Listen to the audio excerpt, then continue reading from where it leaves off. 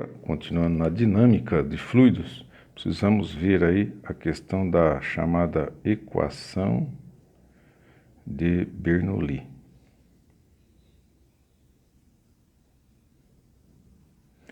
O Daniel Bernoulli, em 1738, quer dizer, você veja que já aí quase dando 3 séculos aí, né? O Daniel Bernoulli, ele formulou uma equação que diz que para um fluido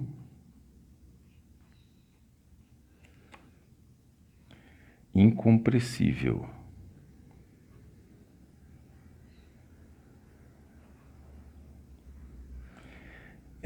ideal, né? Quer dizer, então, sem viscosidade,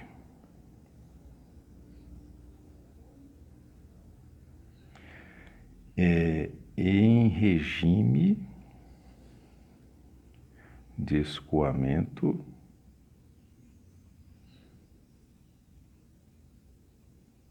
permanente.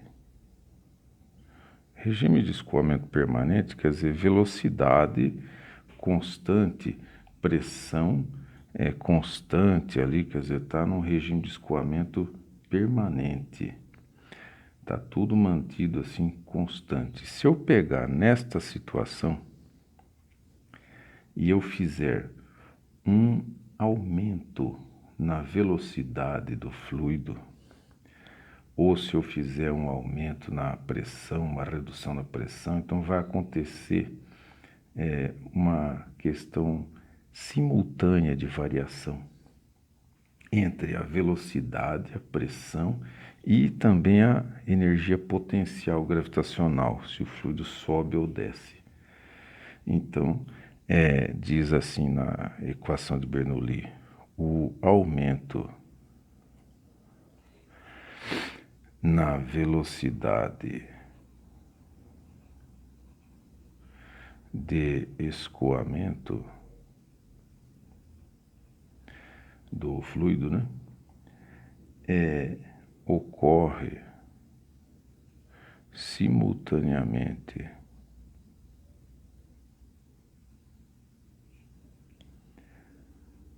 com uma diminuição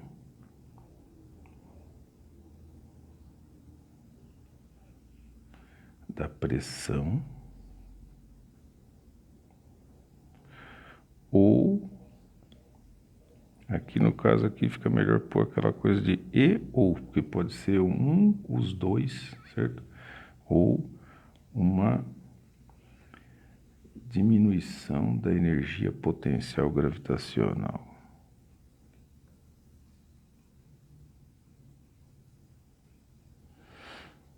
Energia potencial gravitacional.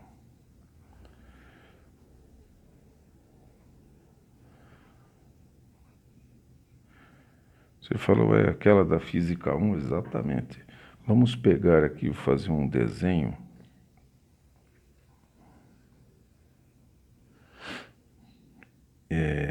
Veja só aqui, ó. Ainda com uma redução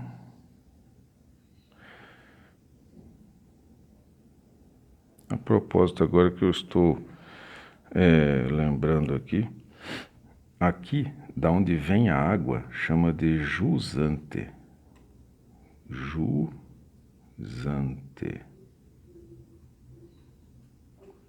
O som é de Z, mas é S, viu? E aqui é de onde vem a água. A saída...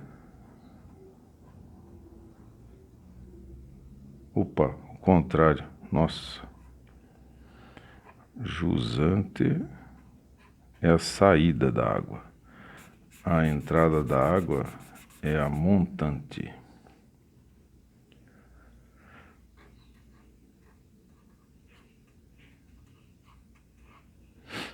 Então, a montante é lá de onde vem vindo a água. E a jusante é a foz, é a saída. Então, aqui nós temos aqui a ideia do fluxo as linhas de fluxo. Vamos ver se a gente consegue fazer mais ou menos aqui. As linhas de fluxo aqui, ó.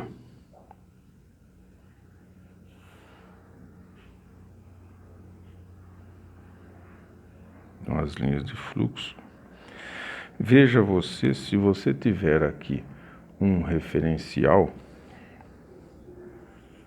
quer dizer, aqui a altura 0, eixo X, e aqui o eixo Y. Então, o fluido aqui nessa parte 1, ele está numa altura Y1. Essa área 1 está numa altura 1. Deixa eu marcar aqui. Área 1, altura Y1. E aqui, logicamente, deve ter uma pressão P1, porque isso a fonte deve vir de algum lugar, por exemplo, uma caixa d'água, né? Então deve ter uma pressão P1. Aqui na saída, nesse ponto, a área 2, eu devo ter uma altura, né? Y2, que veja que é menor do que a altura Y1. E também deve ter uma pressão aqui na saída. Sempre quando a saída for para a atmosfera, é uma pressão atmosférica. Se estiver aberto, um tubo aberto, pressão atmosférica. Então, a equação de Bernoulli, ela faz esta relação aqui. Você fala, mas a área, a relação das áreas é justamente o que vai dar a velocidade. Porque lembre-se sempre, a vazão é a área vezes a velocidade.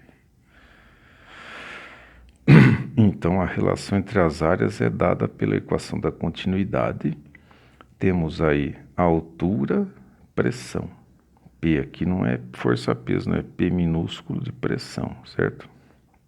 Então, a equação de Bernoulli, ela relaciona uma variação, porque aqui na equação originalmente fala em aumento, mas é uma variação na velocidade e variação de pressão e variação de altura. Essa é a questão. Então agora você fala, puxa, aumento na velocidade, sim.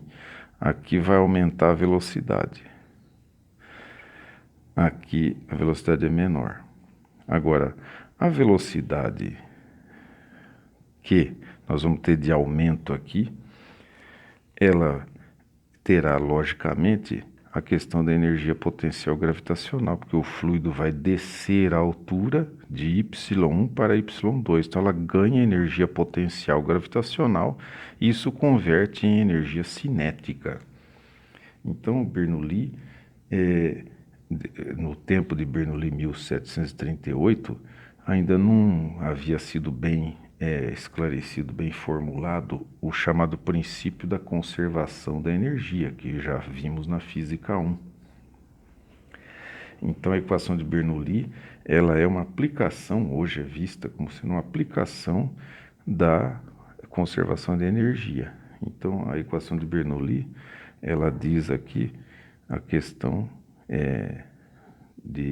não sei se vocês lembram, mas vou relembrá-los aí, o trabalho resultante é o trabalho das forças conservativas, o trabalho das forças dissipativas, que é o atrito, e o trabalho do agente externo, é ou não é?